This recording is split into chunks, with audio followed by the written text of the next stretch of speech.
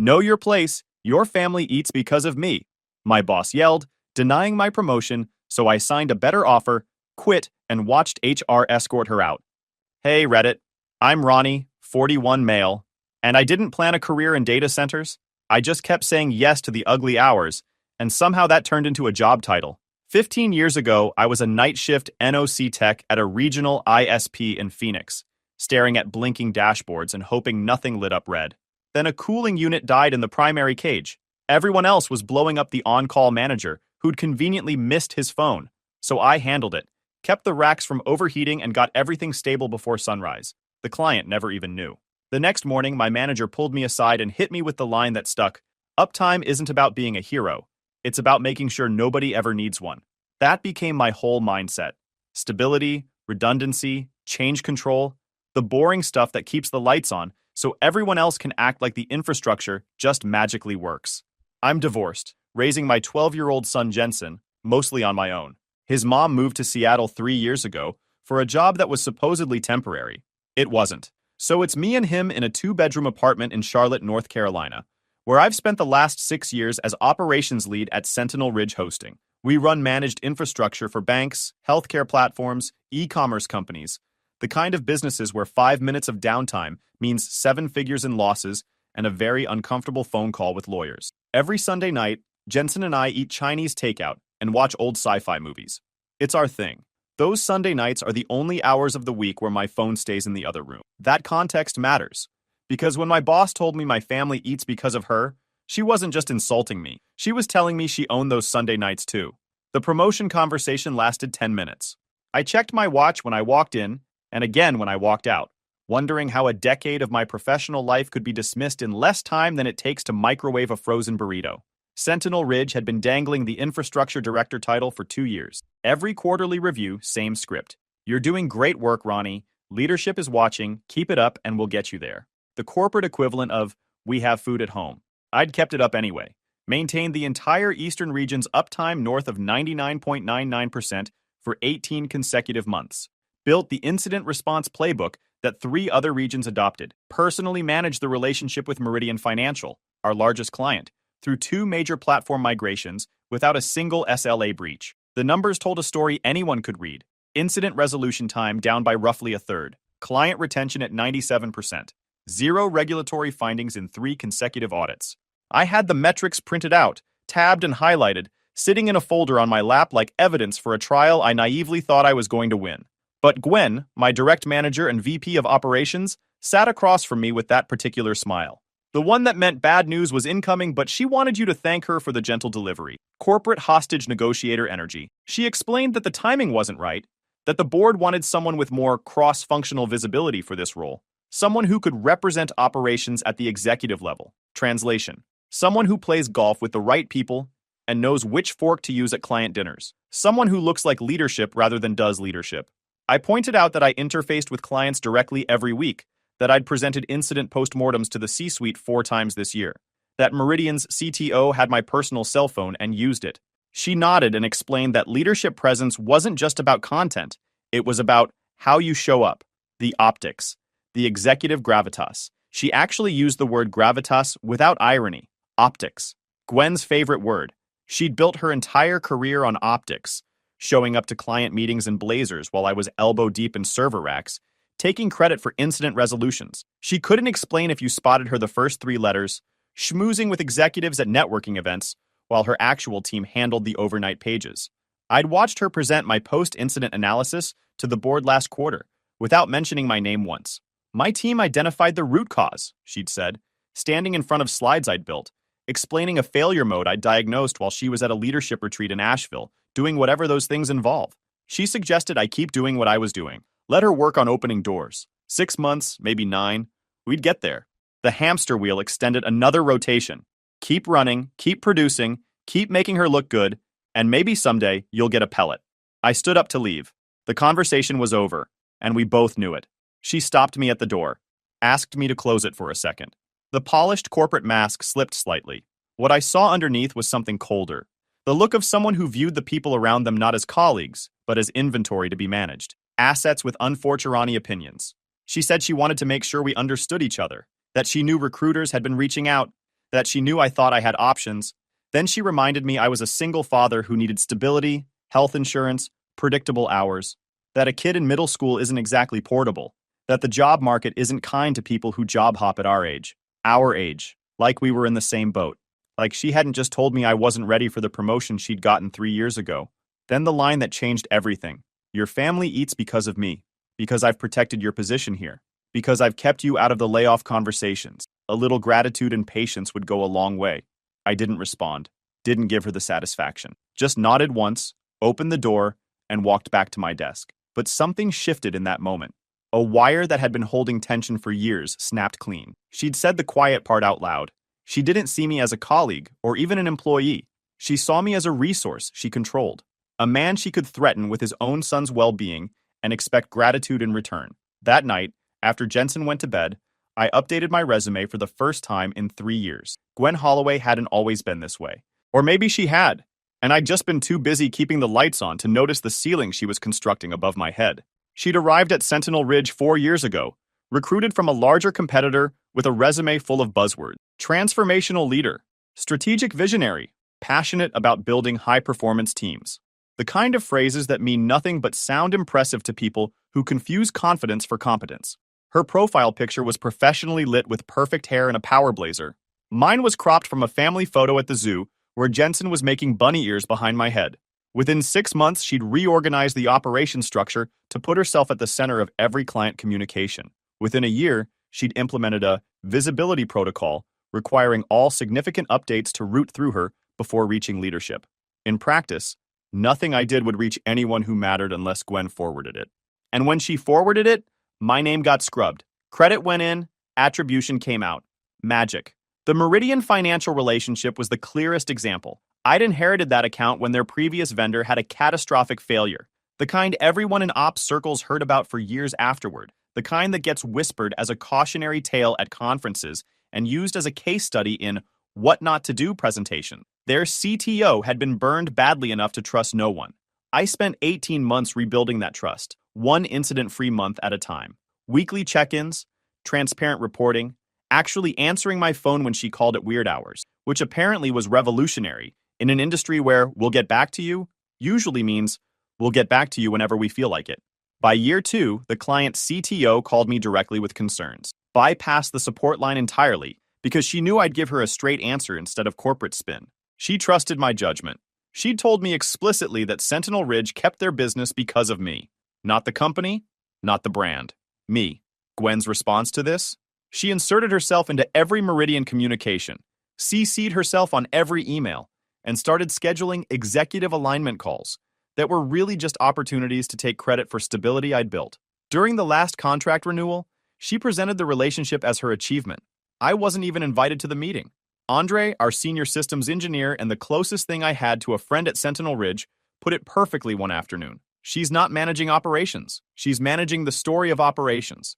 And in her story, she's always the hero saving everyone from disasters that conveniently happened off screen. Andre had been around longer than anyone, a quiet guy in his 50s who'd seen 3 management regimes come and go. He understood the systems better than anyone alive, could diagnose a network issue by the sound the switches made, and understood the politics well enough to keep his head down. He'd started making observations lately, noting how every incident report got edited before going upstairs, how my 17-page root cause analysis became 3 pages after Gwen's review. Funny how problems keep getting smaller the higher up they travel, he said once. Like reverse gravity, except for accountability.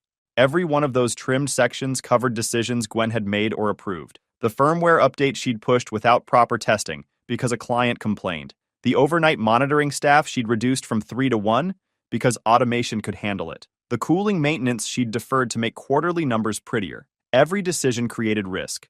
Every time I documented that risk, the documentation disappeared into her editorial process and emerged sanitized, blame-free, and ready for executive consumption. I wasn't just being blocked from promotion. I was being used as a shield. All the risk lived with me. All the credit lived with her. And if anything ever went wrong, I knew exactly whose name would appear on the incident report while hers stayed absent.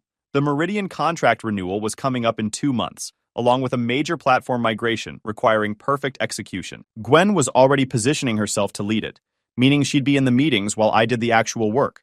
Again, I started taking recruiter calls seriously. The offer from Redstone Infrastructure came through on a Tuesday afternoon. Director of Incident Operations. 30% salary increase. Full remote flexibility with quarterly travel to their Denver headquarters. And most importantly, a clause I'd negotiated myself limiting mandatory on-call to 1 weekend per month, with comp time guaranteed for anything beyond that. I'd been interviewing quietly for 2 months, 3 final rounds with different companies, taking PTO for appointments that were actually video calls from my car in various parking lots around Charlotte. The automotive interview circuit. Redstone felt right. A company with actual engineering culture, not just slide decks about engineering culture. Their CTO had been an ops person before leadership, which meant he understood uptime wasn't magic. It was discipline, investment, and treating the people who did the work like professionals instead of resources. Before accepting, I negotiated one more thing. A start date 3 weeks out instead of 2, giving me time to wrap up responsibly and take Jensen camping before the transition. They agreed without pushback. I signed the offer Wednesday evening after Jensen went to bed. Cleared the background check by Friday. Monday morning, written confirmation arrived. All contingencies satisfied. The job was mine. The exit door was open. Monday afternoon, I requested a meeting with Gwen. She looked surprised when I walked in and closed the door. Probably expected another conversation about migration timelines or resource allocation or some other fire that needed my attention. Instead, I placed a single sheet of paper on her desk. This is my 2-week notice. My last day will be the 28th. 3 full seconds of silence. I watched her process it. Confusion. A flicker of what might have been panic. Recalculation. Then the familiar mask sliding back into place. She tried the concerned mentor angle first. Said she knew the promotion news was disappointing, but these things take time. Politics, patience, building relationships. Running away wasn't the answer. Translation. Stay on the hamster wheel. The pellet is coming eventually. I told her I wasn't running. I was making a career decision. She pivoted to guilt. Reminded me I had a son. That stability matters. Asked what happens if this new opportunity doesn't work out. Said the job market isn't exactly friendly to people at our stage of career. Our stage. Like we were peers. Like she hadn't spent 4 years making sure I stayed exactly where I was. Same play as before. Different phrasing. I told her my decision was final. Her expression shifted. She pointed out the Meridian migration was in 6 weeks. That I was the only one who knew their environment at this level. Their systems, their quirks, their people. That leaving now put the entire relationship at risk. The company at risk. I explained the migration plan was documented. The runbooks were complete. Any competent engineer could execute them. She demanded I push my start date. Give 8 weeks instead of 2.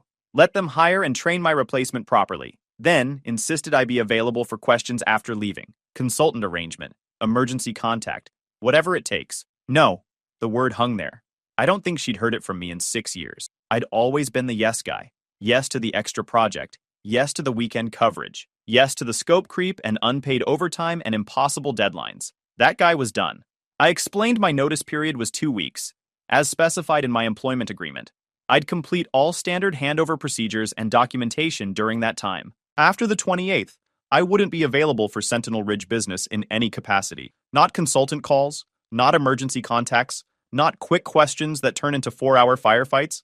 Nothing. Not negotiable. She smiled coldly. I hope you know what you're doing, Ronnie. Decisions have consequences. The industry is smaller than you think. Yes, they do. For 6 years, I'd been the guy who fixed things before anyone knew they were broken. Early morning alerts resolved before clients woke up. Weekend pages handled without logging overtime because the team needed me. Unofficial changes pushed through because the proper change control process took too long. And Gwen needed results yesterday so she could send leadership a nice update. All of that stopped the day I submitted my notice. I didn't sabotage anything. Didn't delete files or hide documentation or plant any landmines.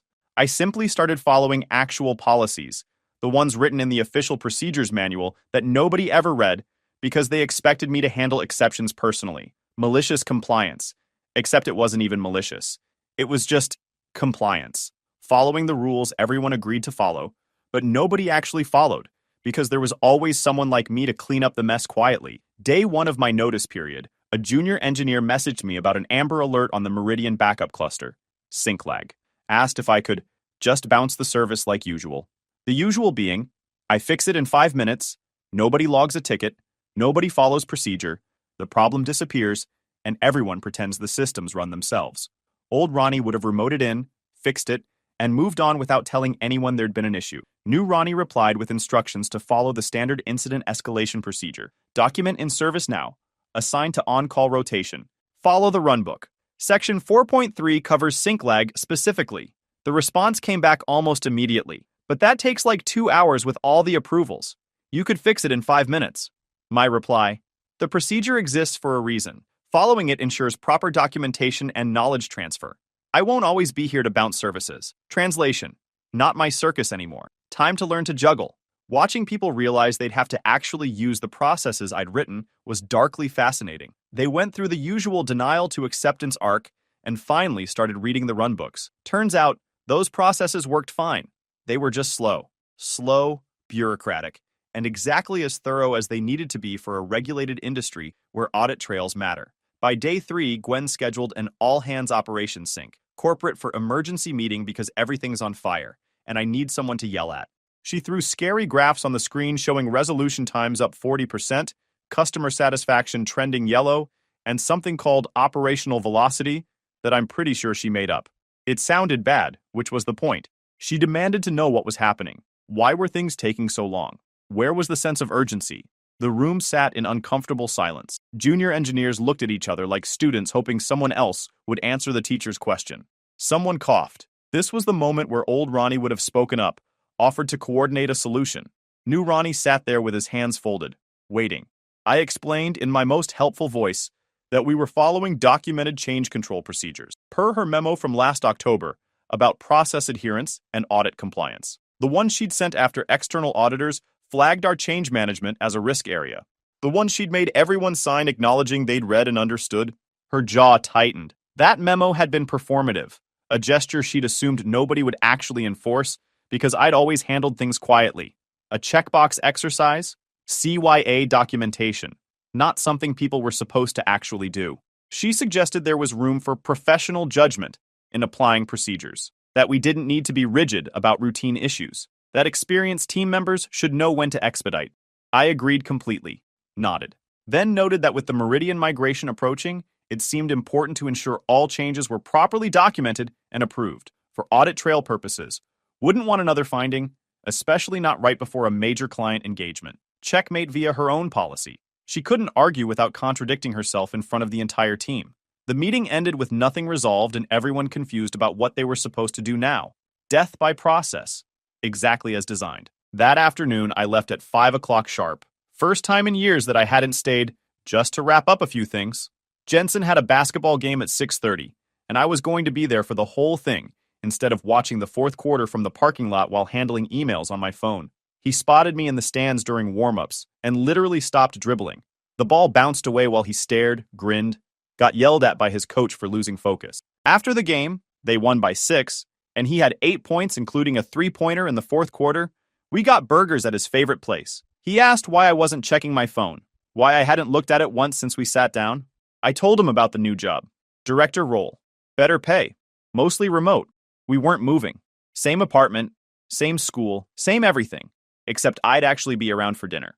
And games. And Sunday movies that didn't get interrupted by emergency pages. He thought about it for a second, then said the other thing wasn't working, for either of us. The incident hit at 2:40 a.m. on day 9 of my notice period. I woke up to 43 notifications and a voicemail from Andre that consisted of 2 words. It's bad. My phone still had the old alert routing from when I used to cover extra rotations. I'd never bothered to remove myself from the escalation chains until now. One more thing on the handover list that suddenly seemed less urgent. Meridian Financial's primary database cluster had crashed. Not a graceful failover to backup systems. Not a controlled maintenance window with customer notification. A hard crash with data corruption during overnight batch processing. The kind of failure that makes auditors ask uncomfortable questions and lawyers start drafting demand letters. Their SLA guaranteed 99.99% uptime for critical systems, with financial penalties that escalated by the hour. Every minute of unplanned downtime cost them roughly $15,000 in direct losses, plus whatever regulatory penalties would follow from missed processing windows. By the time the sun came up, they'd been down 4 hours, $6 million in exposure and counting, with the meter still running and no clear resolution in sight. I could hear the panic in the escalation emails even from here, watching the notifications pile up on my phone like a slow-motion disaster. I wasn't on call, wasn't even supposed to be involved, but Andre called me anyway, And I picked up because old habits die hard, and because I wanted to know what happened to systems I'd protected for 6 years. He explained the situation in his usual deadpan. The crash was caused by a storage firmware update, one that wasn't on the approved change calendar. The change request showed a junior engineer's name as implementer, but Gwen had pressured him to push it Friday night because the client CTO had mentioned query performance during a business review. Gwen wanted it fixed before Monday so she could send a proactive communication about how responsive Sentinel Ridge was to client concerns. Told him to skip the staging environment testing because we don't have time for the full process on something this routine. Classic Gwen. Quick wins that looked good in the moment and exploded catastrophically later. Maximum visibility, minimum diligence. The firmware equivalent of "I'm sure it'll be fine," followed by "How could anyone have predicted this?" The answer, of course, was that everyone who knew anything about change management could have predicted this. That's why change management exists. I'd blocked dozens of similar requests over the years by insisting on proper testing and change windows. The conversations were always the same. Gwen would frame urgency as client centricity. I'd explain why shortcuts create bigger problems than they solve. She'd sigh dramatically about how ops people don't understand the business, and I'd hold the line anyway. Without me running interference, nobody was left willing to tell her no. Nobody wanted to be the person who slowed things down or didn't understand the urgency or wasn't a team player. So they did what she asked, and now $6 million was on fire. Andre had documentation. The email chain between Gwen and the junior engineer was damning in its clarity. She hadn't put instructions in writing directly. She was too politically savvy for that, but his replies referenced her verbal instructions with the precision of someone who knew he might need cover later. Smart kid. Per our call, you want me to push the firmware tonight and skip staging validation. Just confirming in writing before I proceed. Her response, 3 minutes later. Correct. The client is breathing down my neck and I need this resolved before Monday. Get it done. Plus the change request noted expedited per VP approval with her initials, and the change control system logged exactly who approved the staging bypass. Digital breadcrumbs leading straight to her door.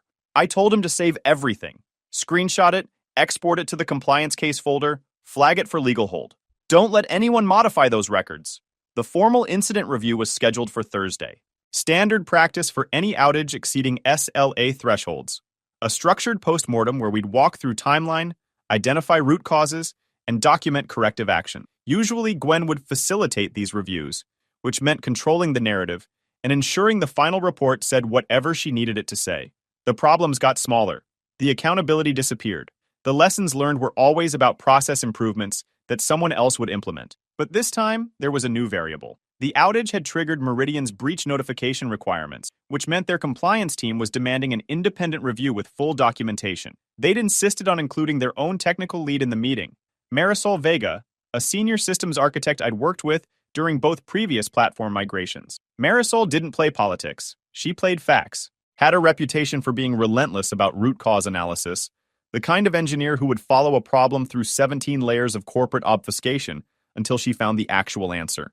She once told me her job was to find what broke and why, and corporate feelings weren't her concern. And she had access to logs that Gwen couldn't edit. I spent the days before the review compiling documentation. Every email where Gwen had pushed for expedited changes.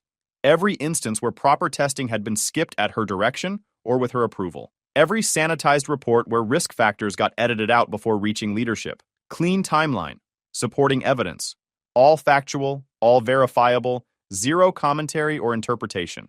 I wasn't planning to sabotage anyone. I was just planning to tell the truth when asked. The incident review took place in the main conference room on the executive floor, the one with the good chairs and the view of the parking garage. Present, Gwen, myself, Andre, our CTO, Marisol from Meridian, and an HR representative I'd never seen at a technical meeting in 6 years of working there.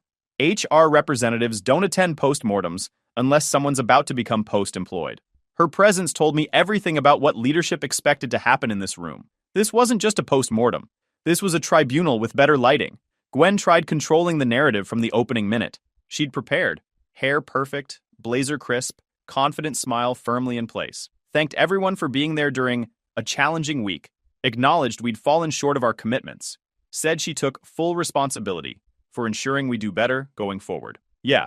Taking responsibility for improvement is not the same as accepting responsibility for failure. It's the rhetorical equivalent of a magician's misdirection. Watch this hand, not that one. Then she suggested we focus on constructive root cause analysis, rather than assigning blame. Translation: let's make sure blame lands somewhere else. She asked me to walk through the technical timeline. Gracious of her to let me present the facts that would end her career. I'd prepared 8 slides, timestamps, log excerpts, email threads, facts arranged in chronological order, sourced to specific documentation. Just reality with receipts. I explained the incident began at 2:40 a.m. when the primary database cluster experienced a corruption event during scheduled batch processing. Root cause was a storage firmware update that introduced a compatibility issue with our database versioning. The firmware documentation explicitly required staging environment validation before production deployment. The update went to production at 11:34 p.m. the previous Friday. Without staging validation, I showed the change request screenshot, submitted 9:45 p.m. Friday, approved 9:50 p.m. 5 minutes from request to approval for a firmware change on production database systems. Standard change control requires a 72-hour review window plus mandatory staging validation. Both requirements were waived. The waiver notation read, expedited per VP approval, DH. Gwen shifted in her seat but kept her expression neutral, explained it was a judgment call based on client urgency. Meridian had flagged performance concerns that needed prompt attention. Sometimes you have to balance process with responsiveness. Can't let bureaucracy get in the way of client service. Marisol spoke for the first time, voice calm, precise. The voice of someone who'd sat through 100 of these meetings and had exactly 0 patience for corporate spin. What performance concerns specifically? I reviewed our support ticket history this morning. There's no escalation from our team requesting emergency firmware intervention. No severity 1 ticket. No documented urgency. Gwen explained it came up in conversation during the quarterly business review.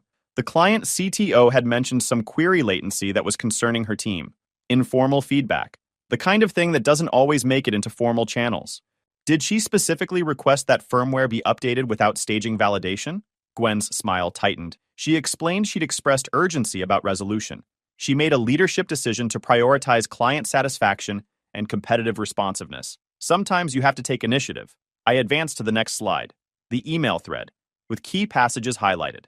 I read the relevant exchange. The junior engineer's email at 9:15 p.m. Friday. Per our call, you want me to push the firmware update tonight and skip staging validation. Just confirming instructions in writing before I proceed. Gwen's response at 9:18 p.m. Correct. The client is breathing down my neck, and I need this resolved before Monday. Get it done. Silence settled over the room like a physical weight. Gwen claimed she was paraphrasing client pressure, not overriding safety procedures. The engineer had the authority to push back if he had concerns. He could have said no. Our CTO leaned forward, noted the email seemed fairly explicit, asked if there was another interpretation he was missing. Gwen said context matters.